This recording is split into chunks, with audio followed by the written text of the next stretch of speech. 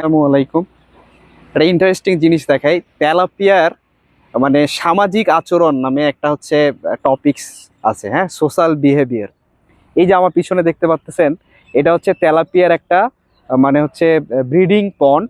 হ্যাঁ, এখানে মেল এবং ফিমেল দুই ধরনের তেলাপিয়া এখানে রাখা হয় এবং এখানে পাশে হ্যাচারি আছে, হ্যাচারিতে পোনা উৎপাদন করা হয়। তো এই যে পুকুরটা, হ্যাঁ, এখানে অ্যাডাল্ট মেল এবং ফিমেল তেলাপিয়া থাকার কারণে দেখবেন এই পুকুরের তলায় আপনার হচ্ছে অনেকগুলো হচ্ছে ছোট ছোট ছোট ছোট হচ্ছে গর্ত, কিছু গর্ত ছোট, কিছু গর্ত হচ্ছে বড়।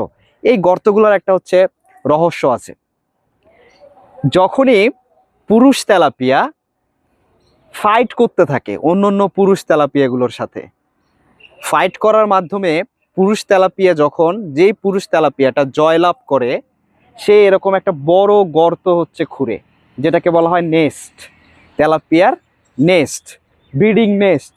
সো এই নেস্টের এই গর্তটা সে যখন বড় গর্তটা সে যখন খুঁড়ে, তার আশেপাশে যেসব তেলাপিয়া হেরে গেছে ওই তেলাপিয়াগুলো তার আশেপাশে আরও কিছু ছোট ছোট ছোট ছোট গর্ত খুঁড়ে, এরকম করে নেস্ট তৈরি করার মাধ্যমে প্রত্যেকটা তেলাপিয়া, প্রত্যেকটা মেল তেলাপিয়া তাদের নিজস্ব একটা টেরিটরি, নিজস্ব একটা জায়গা তারা হচ্ছে মেনটেন করে।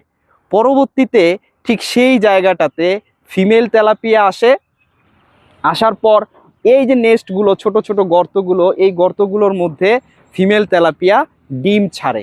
ডিম ছাড়ার পর সেই ডিমের উপরে আবার পুরুষ তেলাপিয়া স্পার্ম দেয়। স্পার্ম দেওয়ার মাধ্যমে তাদের যে কোর্টশিপ, তাদের যে মেটিং, হ্যাঁ, তাদের যে আপনার হচ্ছে সেক্সুয়াল যে বিহেভিয়ার, এই জিনিসটা এখানে কমপ্লিট হয়।